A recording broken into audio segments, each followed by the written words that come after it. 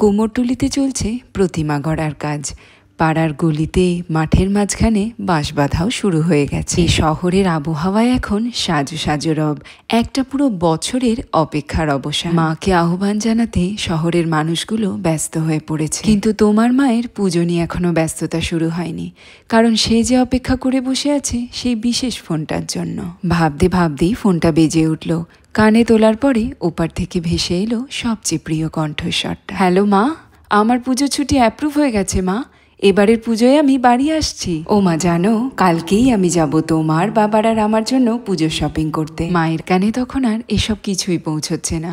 সে তখন ভাবছে আমার মানাটা মাত্র 4 দিন বাড়িতে থাকবে, কোন দিন যে কোনটা রান্না করে খাওয়াবো। ছোটবেলায় মানা মাছের কাঁটা বাছতে চাইতো না বলে একেবারেই মাছ খেতে চাইতো না, তাই জন্য মা বানিয়ে দিত মাছের কোফতা কারি। সেই থেকেই মানার সেটা সবচেয়ে বেশি প্রিয়।